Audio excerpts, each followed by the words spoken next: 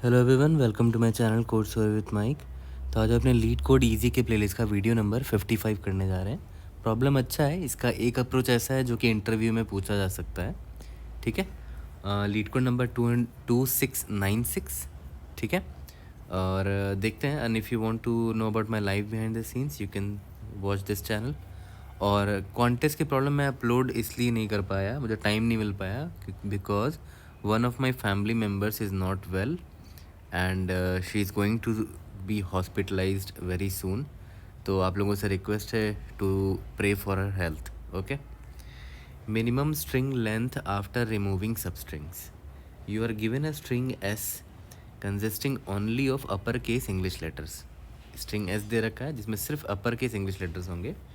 You can apply some operations to the string where in one operation you can remove any occurrence of AB or CD from S.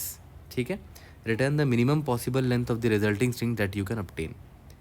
ठीक है, अब देखो ये important line है। Note that the string concatenates after removing the substring and could produce new AB और CD। मतलब ये क्या कहना चाह रहा है, मान के चलते हैं यहाँ पर A B B F C है। तो देखो अगर आप इस ए बी को डिलीट मारोगे तो देखो दोबारा से एक ए बी यहाँ पर बन जाएगा, फिर इसको भी डिलीट मारना पड़ेगा आपको। तो ये बस वही बोलना चाह रहा है। ठीक है, तो देखते हैं। A B F C A C D B है, तो इस एग्जांपल को ध्यान से देखो। एक तो मुझे ए बी दिख गया तो मैं इसको डिलीट मार दूंगा, फिर मुझे ए बी के बाद सी डी भी डिलीट मारना है ना, तो सी डी को डिलीट मार दूंगा। तो देख रहे हो जैसे ही आपने इस सी डी को डिलीट मारा फिर देखो ए बी एक और बनकर आ गया यहाँ पर, तो आपको इसको भी डिलीट मारना पड़ेगा। ये ए बी भी डिलीट होगा, है ना, बच जाएगा सिर्फ एफ सी। तो एफ सी का लेंथ कितना है, 2 है, यही आपका आंसर है। ठीक है, तो प्रॉब्लम तो बड़ा सिंपल है, आराम से आप इसको सॉल्व कर सकते हो। तो सबसे ब्रूट फोर्स अप्रोच इसका क्या है कि जब तक आपको ए बी और सी डी मिलता जा रहा है आप स्ट्रिंग एस से उसको इरेज करते चले जाओ।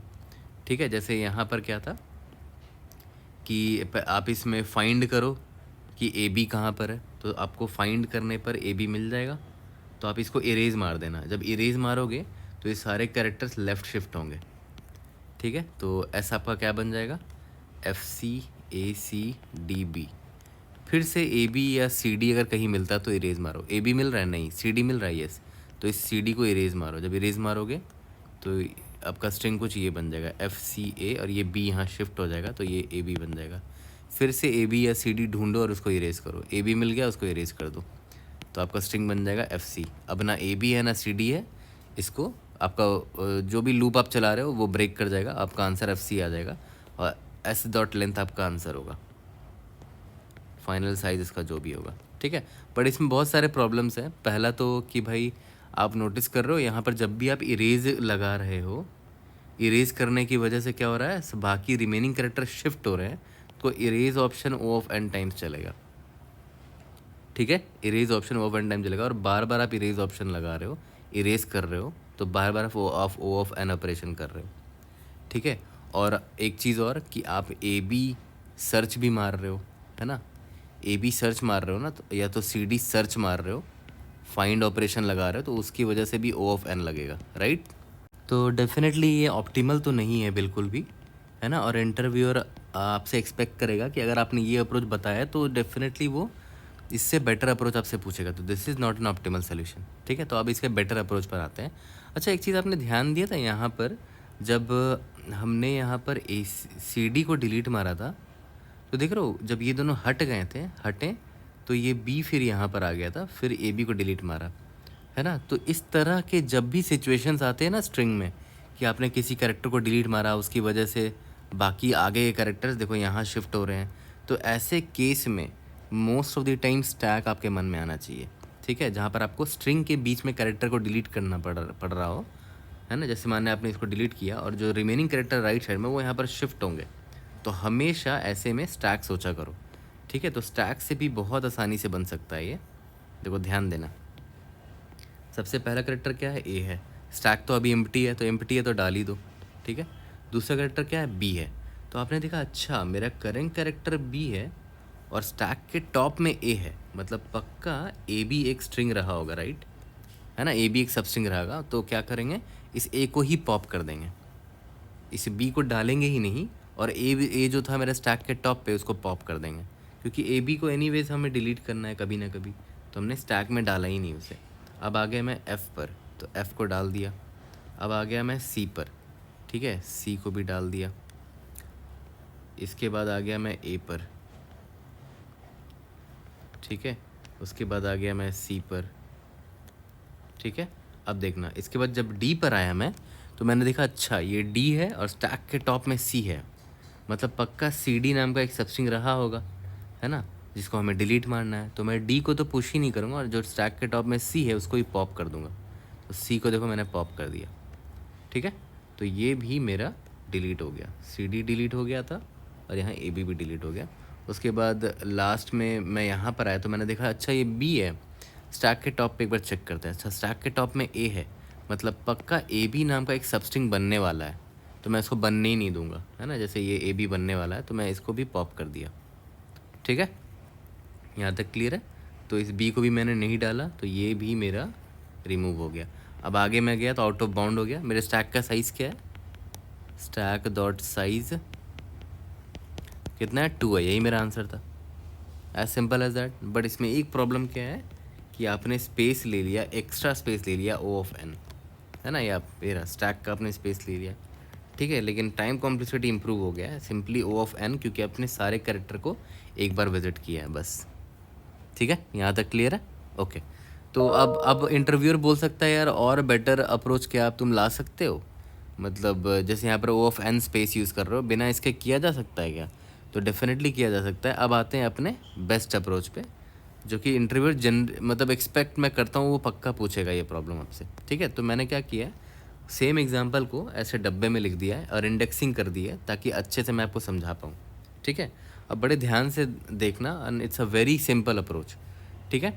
अब देखो ध्यान दो, मैं ना आई पॉइंटर एक लूँगा और एक जे पॉइंटर लूँगा। पता जे पॉइंटर का काम क्या होगा, जे पॉइंटर का काम होगा कि ये आगे बढ़ता रहेगा और कैरेक्टर को रीड करता रहेगा, ठीक है, कैरेक्टर को रीड करता रहेगा। और ith पॉइंटर का हम इस्तेमाल करेंगे राइट करने के लिए, ठीक है। मैं यहाँ लिख देता हूँ कि जे पॉइंटर का काम होगा आगे बढ़ता रहेगा और वो रीड करेगा कैरेक्टर्स को, और ith पॉइंटर का काम होगा कि मैं जहाँ पर भी आई पॉइंटर होगा मैं वहाँ पर राइट करने का कोशिश करूँगा, ठीक है। और हमें ये दोनों मिल के, आई और जे दोनों मिल के ये इंश्योर करेंगे कि इनको कभी ए बी या सी डी ना मिले, क्योंकि इन दोनों को ही डिलीट करना है, ठीक है, ओके, ठीक है। तो अभी करंटली जेद कैरेक्टर यहाँ पर है, ठीक है। तो जे ने देखा कि अच्छा ये तो करेंट कैरेक्टर बी है, ठीक है, मतलब एस ऑफ जे जो है वो बी है, ठीक है। तो ये क्या पूछेगा ith कैरेक्टर से, भाई एक बात बता, क्या तू ए को पॉइंट कर रहा है, तो बोलेगा यस, मतलब एस ऑफ आई जो है ना इज इक्वल टू ए को पॉइंट कर रहा है। इसका मतलब क्या हुआ कि पक्का देखो ए और बी बना रहे हैं ये दोनों, आपको साफ साफ दिख भी रहा है। तो जे आई को बोलेगा ना यार ए बी तो हमें नहीं चाहिए, तो बोलेगा आई ठीक है मैं ना पीछे हट जाता हूँ, मुझे नहीं चाहिए ए बी, तो आई पीछे हट गया, आई यहाँ पर आ गया। अब इंडेक्स आई 0 पर था, मतलब इंडेक्स आई अब -1 पर आ गया, ठीक है। और जे भी बोलेगा हाँ तूने सही किया, मैं भी आगे भाग जाता हूँ, तो जे भी आगे भाग गया।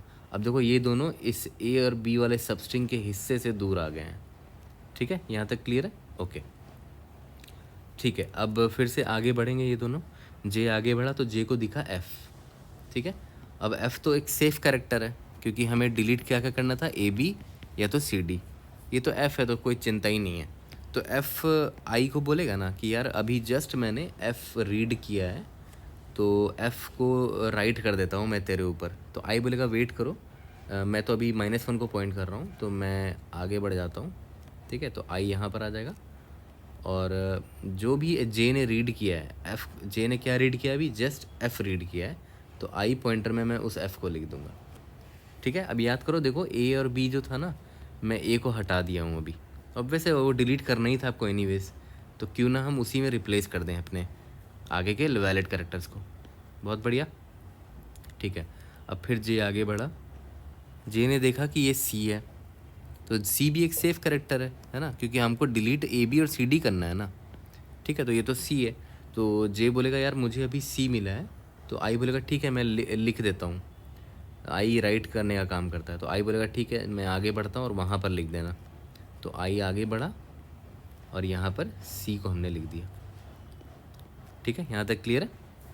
ओके, आप देखो ध्यान दो, बढ़िया चीज़ क्या हो गई कि ए भी मेरा अब हट चुका है यहाँ से, है ना? ओके, अब जे फिर आगे बढ़ेगा। ठीक है, जे ने बोला कि यार मुझे अभी ए, जस्ट मैंने ए पढ़ा है। ठीक है, तो ए भी एक सेफ करेक्टर है, क्योंकि देखो या तो बी मिलता तब टेंशन होता, तब आई से पूछता कि यार तू ए को तो वहीं पॉइंट कर रहा, या फिर अगर डी मिलता, है ना, जे को अगर डी मिलता तो जे वो आई से पूछता कि तू सी को तो कहीं नहीं पॉइंट कर रहा, है ना। बट इसको तो ए मिला है which is a safe character, तो बोलेगा आई को कि यार मुझे ए मिला है, तो आई बोलेगा ठीक है मैं आगे बढ़ता हूँ, वहाँ पर लिख देना। तो आई आगे बढ़ा और यहाँ पर हमने इस ए को लिख दिया, जो भी जे ने रीड किया वो लिख दिया हमने। ठीक है, अब जे यहाँ पर आ गया। ठीक है, सी पढ़ा, सी भी एक सेफ करेक्टर है, तो फिर से आई आगे बढ़ेगा और वहाँ पर हम इस सी को लिख देंगे। ठीक है, फिर जे आगे बढ़ा, अब देखो जे को दिखा है डी, अब देख रहे हो डी दिख रहा है यहाँ पर, तो ये टेंशन वाला करेक्टर है। जे आई से पूछेगा भाई एक बात बता, कहीं तो सी को तो नहीं पॉइंट कर रहा, मतलब s of i is equal to c है क्या, and s of j is equal to d है क्या। यस, देखो ये सी है ये डी है। ठीक है, तो आई फिर से वही बोलेगा यार मैं पीछे हट जाता हूँ, मुझे सी डी नहीं चाहिए, तो आई वापस से यहाँ पर आ गया। जे बोलेगा हाँ यार मैं भी हट जाता हूँ, तो जे यहाँ से हट गया। ठीक है, तो इससे फ़ायदा क्या हुआ कि सी डी अब हम नहीं लिख पाएंगे, है ना। ठीक है, अभी बी यहाँ पर आया, तो बी भी एक टेंशन वाला कैरेक्टर है, राइट। बी एक टेंशन वाला कैरेक्टर है, तो एस ऑफ आई क्या है, एस ऑफ आई ए है, देखो ध्यान दो, और एस ऑफ जे जो है बी है, मतलब ए बी बन चुका है। तो फिर से हम ये लोग यही बोलेगा यार मैं पीछे हट जाता हूँ, आई पीछे हट जाएगा, और जे बोलेगा ठीक है मैं आगे भाग जाता हूँ। ठीक है, अब देखो ध्यान दो, हमने इन कैरेक्टर्स को लिखा ही नहीं, लिखने भी नहीं था, क्योंकि हमें एफ़ और सी ही बचता लास्ट में, जब सबको डिलीट मार देते तो एफ़ और सी ही तो बच रहा था। याद करो, ए भी डिलीट हो जाता, सी डी डिलीट होता, ए बी डिलीट होता, बचता क्या, एफ सी। और यहाँ पर बिल्कुल वही हुआ, देखो आई पॉइंटर जहाँ तक है वहाँ पर सिर्फ आपको एफ सी दिख रहा होगा, देख रहे हो, सिर्फ एफ सी दिख रहा होगा, और वही आपका आंसर होने वाला है। इंडेक्स आई किसको पॉइंट कर रहा है, देखो तो इंडेक्स आई किसको पॉइंट कर रहा है, इंडेक्स नंबर 1 को पॉइंट कर रहा है, मतलब लेंथ कितना होगा 0 से लेकर इंडेक्स 1 तक का, i+1, है ना, i+1, इसका लेंथ कितना है i+1, यानी कि 2 आपका आंसर बचा, क्या सिर्फ एफ सी बचा। ठीक है, सिंपल सा यहाँ पर रीड और राइट ऑपरेशन वाला काम हमने किया है। ठीक है, जैसे ही आपको ये कंडीशन मिलता है, ठीक है, तो आई अपना मस्त पीछे भाग जाता है, बोलता है यार मुझे ये सबस्ट्रिंग नहीं चाहिए। ठीक है, और जे तो अपना आगे भाग ही रहा है, उसका काम ही आगे भागना और कैरेक्टर रीड करना। यहाँ तक क्लियर है? तो ये वाला कोड मैं आपको करके दिखा देता हूँ। इसका फ़ायदा क्या है कि ये ओ ऑफ एन टाइम ले रहा है, क्योंकि सारे कैरेक्टर को एक ही बार विजिट कर रहे हैं, और स्पेस मेरा ओ ऑफ 1 है, क्योंकि मैंने कोई भी एक्स्ट्रा स्पेस नहीं लिया है, जो इनपुट था उसी को मैंने मॉडिफाई किया है। हाँ, इंटरव्यूअर से कंफर्म कर लेना कि क्या मैं इनपुट को मॉडिफाई कर सकता हूँ इस अप्रोच के लिए, वो डेफिनेटली हाँ अगर बोल देगा, मतलब हाँ ही बोलेगा, तब आपको ये वाला ऑपरेशन ये अप्रोच लगाना है। यहाँ तक क्लियर है? चलो इसको कोड करते हैं। सेम सा सिंपल सा स्टोरी था, उसी को बस लाइन बाय लाइन कोड में कन्वर्ट करेंगे, फिर इसको फिनिश करते हैं। तो चलो इसका कोड करते हैं। सबसे पहले मैंने क्या बोला था कि इंट आई एक पॉइंटर लेंगे जो कि इंडेक्स नंबर 0 पर होगा, और इसका काम क्या होगा, राइट करने का काम होगा इसका। जे इज इक्वल टू इंडेक्स 1 को पॉइंट कर रहा होगा, इसका काम क्या होगा कि ये बस रीड करके आई से बातें करेगा, और जिस तरह आई और जे बातें कर रहे थे बिल्कुल उसी तरह हम लोग यहाँ पर भी कोड करेंगे। जब तक जे लेस देन एन होगा तब तक ये काम होता रहेगा। ठीक है, तो मैंने यहाँ पर एक चीज़ आपको क्या बताया था कि अगर इफ़ एस ऑफ आई जो है ना वो अगर ए को पॉइंट कर रहा है, एंड एस ऑफ जे जो है वो अगर बी को पॉइंट कर रहा है, ठीक है, तो ऑब्वियस सी बात है, मतलब हमें ए बी मिल चुका है यहाँ पर।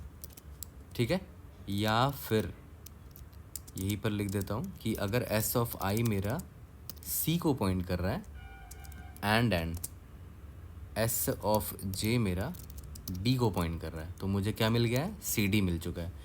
यही दो स्ट्रिंग था ना, A B and C D, हाँ A B and C D था।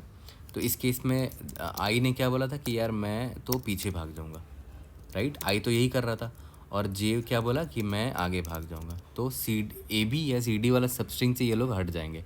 ठीक है, जे को एनीवेज मुझे बढ़ाना ही है, तो जे को मैं बाहर जे प्लस प्लस कर दूंगा, ठीक है, ओके। और अगर ऐसा नहीं है तो जे ने जो भी रीड किया है वो ith इंडेक्स पे हम लोग लिख देंगे।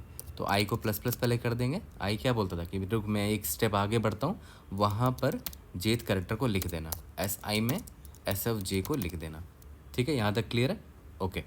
अब एक और चीज़ याद करो, हमारे पास ऐसा भी सिचुएशन आता था कि हमारा जो वो होता था ना, जो ith पॉइंटर होता था वो नेगेटिव भी चला जाता था अगर वो 0th इंडेक्स पर है। तो वो यहाँ पर हैंडल कर लेते हैं कि अगर i मेरा लेस देन 0 हो जाता है या फिर i मेरा -1 के बराबर हो जाता है, तो मैं क्या करूँगा, i को प्लस प्लस कर दूंगा, और जहाँ पर भी अभी i गया है वहाँ पर मैं किसको लिख दूंगा, जहाँ जो जे जिसको पॉइंट कर रहा होगा, ठीक है। और इसको एल्स इफ में डाल देते हैं, ठीक है, यहाँ तक क्लियर है। रन करके देखते हैं, let's see if are able to pass all the test cases. Submit करके देखते हैं। कोई भी डाउट होता है read in the comment section और try to help you out. See you guys in the next video, thank you.